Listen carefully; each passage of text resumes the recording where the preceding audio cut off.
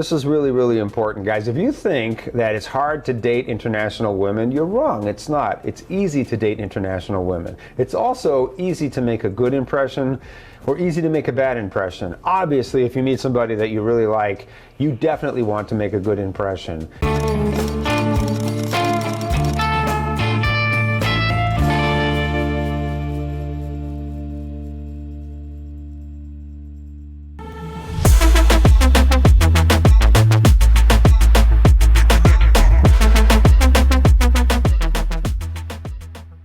And worst questions to ask international women.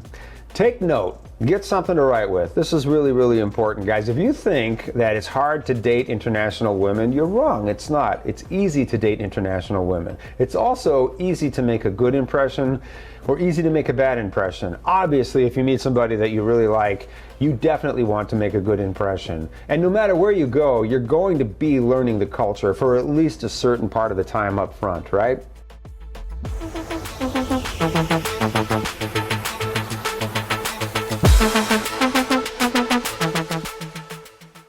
It helps to know up front what are some of the expectations women have and what do they respond to really well when it comes to being asked questions on dates. Believe it or not, it's very easy to make a good impression, to impress somebody by the questions that you ask when you're on a date or when you're asking questions in correspondence or when you talk to someone for the first time internationally. It's also easy to unintentionally leave a bad impression or offend somebody. And you don't want to offend the women that you're meeting and talking to. Of course you don't.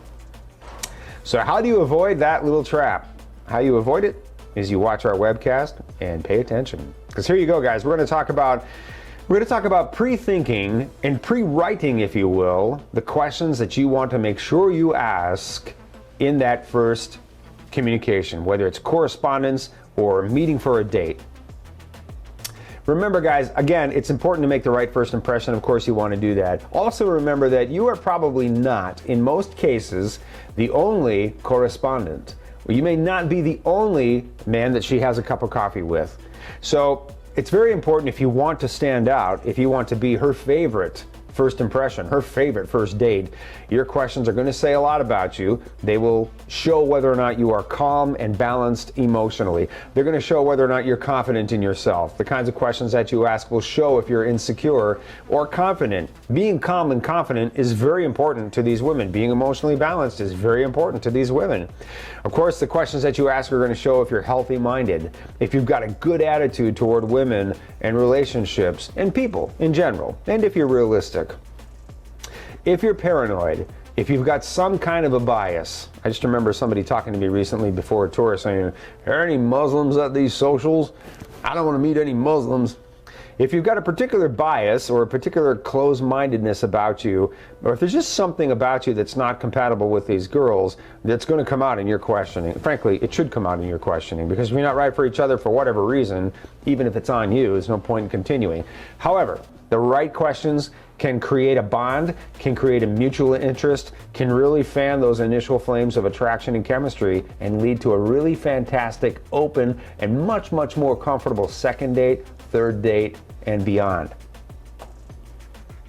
So we want to pre-think our questions a little bit. Do you feel like your search may be hopeless? Check out our website at acapulcowomen.com. If you enjoyed this video, be sure to give us a thumbs up and subscribe to our channel. Then click on the notice bell to get notified every time we add something new.